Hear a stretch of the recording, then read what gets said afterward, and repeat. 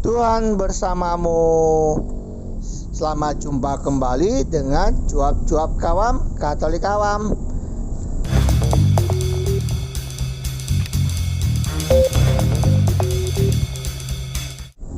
Apa kabar Bapak dan Ibu, kakak dan adik, saudara-saudara, teman-teman dan rekan-rekan semua? Semoga baik adanya, sehat, sejahtera, dan bahagia. Mari bersama dengan cuap-cuap kawam Katolik Awam kita membaca bacaan hari ini dan mendengarkan renungannya.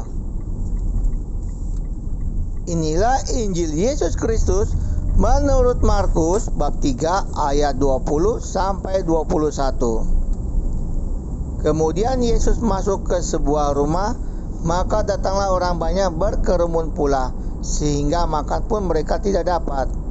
Waktu kaum keluarganya mendengar hal itu, mereka datang hendak mengambil dia, sebab kata mereka, ia tidak waras lagi. Demikianlah sabda Tuhan, terpujilah Kristus. Renungan hari ini, ayat menarik. Kemudian Yesus masuk ke sebuah rumah, maka datanglah orang banyak berkerumun pula, sehingga makan pun mereka tak dapat.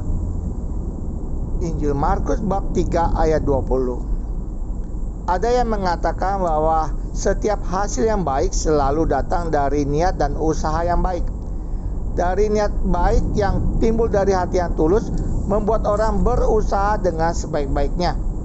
Orang itu memberikan hal-hal yang ia dapat lakukan seperti diri, perhatian, pikiran, waktu, dan apa yang dimilikinya. Semua itu dilakukan dengan ketekunan dan kegigihan. Dari bacaan hari ini, Yesus masuk ke rumah dan tidak sempat makan. Begitu banyak orang datang berkerumun. Tidak disebutkan apa yang terjadi, namun bila membaca bacaan sebelum dan sesudahnya, dapat diperkirakan bahwa mereka datang untuk berbicara kondisi mereka yang sakit agar dapat sembuh dan mendengar pengajaran Yesus. Yesus menerima mereka, mendengarkan, menyembuhkan dan mengajar. Begitu sibuknya sehingga tidak sempat makan. Penampilannya yang seperti itu menyebabkan beberapa orang mengatakan bahwa ia tidak waras lagi. Saya teringat pada almarhum papa saya, begitu fokusnya pada pekerjaan di organisasi catur dan bermain catur, menyebabkan ia berangkat pagi, pulang larut malam, jarang makan, cukup ditemani kopi dan rokok, menyebabkan jadi sangat kurus, sudah tidak waras dalam tanda kutip. Keluarga kami khawatir, namun ada terbersit bangga juga karena usahanya menyebabkan beberapa pemain catur Indonesia cukup punya nama di kancah internasional. Saya tidak mengerti mengapa papa saya seperti itu, namun mulai memahami hal itu setelah mengalami pengalaman dalam tanda kutip ketidakwarasan pribadi juga. Yaitu saya pernah kerja berangkat jam 3 pagi ke site dan kembali sampai rumah jam 2 pagi keesokan harinya, dan jam 8 pagi sudah masuk kantor lagi. Semakin memahami setelah membaca pengalaman dari orang-orang lain yang lebih tidak waras lagi, bahkan termasuk rohaniwan, paus, uskup, pastor, bruder, suster,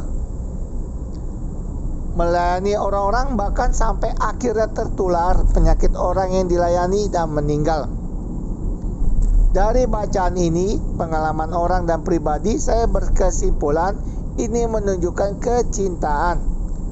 Dan kecintaan dapat membuat orang dalam tanda kutip tidak waras dalam pandangan orang lain.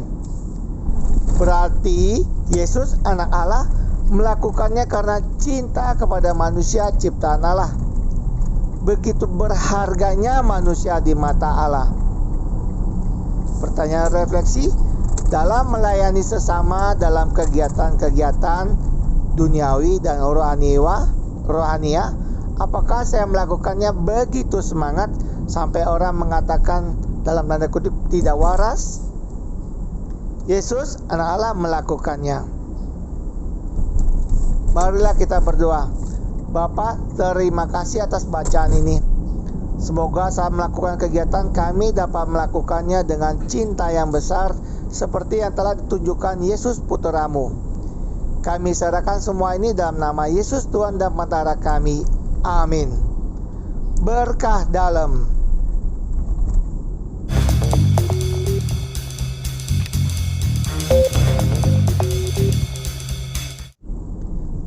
Tuhan bersamamu.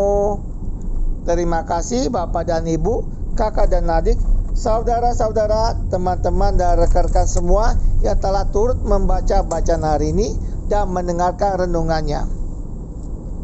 Sampai jumpa kembali dengan cuap-cuap kawan, Katolik kawan. Salam sehat, sejahtera dan bahagia. Tuhan memberkati.